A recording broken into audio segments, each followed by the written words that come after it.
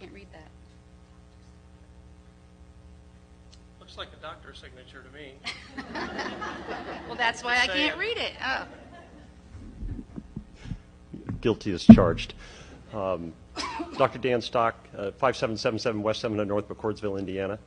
To address your comment about, gee, it's hard to believe we're 18 months into this and still having a problem, and I would suggest the reason we still have a problem is because we're doing things that are not useful, and we're getting our sources of information from the Indiana State Board of Health and the CDC, who actually don't bother to read science before they do this. I'm actually a functional family medicine physician. That means I am specially trained in immunology and inflammation regulation, and everything being recommended by the CDC and the State Board of Health is actually contrary to all the rules of science. So things you should know about coronavirus and all other respiratory viruses: they are spread by aerosol particles, which are small enough to go through every mask. By the way, the literature that supports all of that is in a flash drive that we presented to you. It's been given to the Secretary. As a matter of fact, it quotes at least 3 studies sponsored by the NIH to that exact fact, even though the CDC and the NIH have chosen to ignore the very science that they paid to have done. That is why you keep struggling with this, is because you cannot make these viruses go away. The natural history of all respiratory viruses is that they circulate all year long, waiting for the immune system to get sick through the winter or become deranged, as has happened recently with these vaccines, and then they cause symptomatic disease.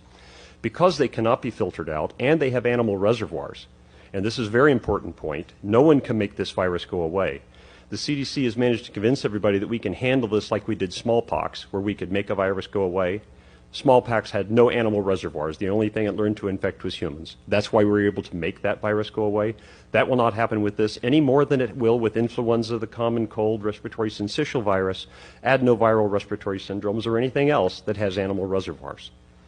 So the reason you can't do this is because you're trying to do something which has already been tried and can't be done. Equally important is that vaccination changes none of this, especially with this vaccine. And I would hope this board would start asking itself, before it considers taking the advice of the CDC, the NIH, and the State Board of Health, why we are doing things about this that we didn't do for the common cold, influenza, or respiratory syncytial virus. And then ask yourself, why is a vaccine that is supposedly so effective having a breakout in the middle of the summer when respiratory viral syndromes don't do that? And to help you understand that, you need to know the condition that is called antibody-mediated viral enhancement. That is a condition done when vaccines work wrong, as they did in every coronavirus study done in animals on coronaviruses after the SARS outbreak, and done in respiratory syncytial virus, where a vaccine used in a vulnerable individual done the wrong way, which cannot be done right for a respiratory virus which has a very low pathogenicity rate, causes the immune system to actually fight the virus wrong and let the virus become worse than it would with native infection. And that is why you are seeing an outbreak right now. In fact, in that flash drive you're going to have coming to you and in the emails with 6 extra will be a study showing that 75% of people who had COVID-19 positive symptom cases in Barnstable, Massachusetts outbreak were fully vaccinated.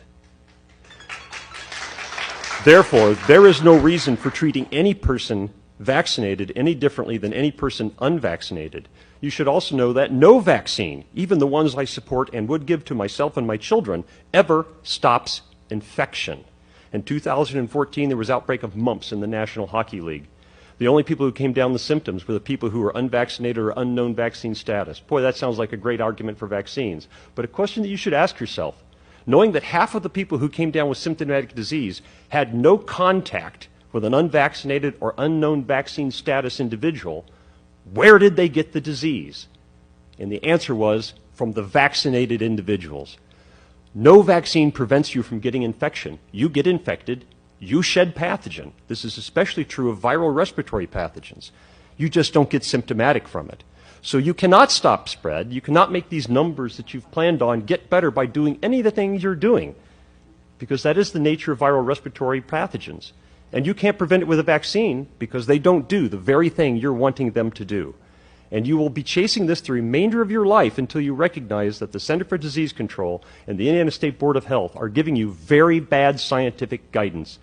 And instead, read the articles that are going to come on the email and are on this flash drive, and listen to the people in this audience here tonight who actually have recognized the advice they are getting from the CDC and the NIH is counterfactual. And that's why you're still fighting this with this vaccine that supposedly was going to make all of this go away, but has suddenly managed to make an outbreak of COVID-19 develop in the middle of the summer when vitamin D levels are at their highest.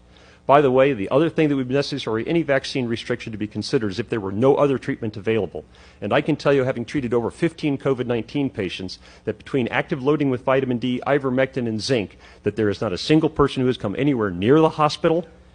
And we already have studies that show that if you achieve a 25 hydroxyvitamin D level greater than 55, your risk of COVID-19 death will drop down to 1/4 of the population average for the United States. And there are active treatment trials included on that flash drive that show the same is true. So if you were going to discriminate based upon vaccine, you should also discriminate based upon 25 hydroxyvitamin D level, zinc taste test response, and probably previous infection, since there are also studies on that flash drive that show that people who have recovered from COVID-19 infection actually get no benefit from vaccination at all, no reduction in symptoms, no reduction in hospitalization, and suffer 2 to 4 times the rate of side effects if they are subsequently vaccinated.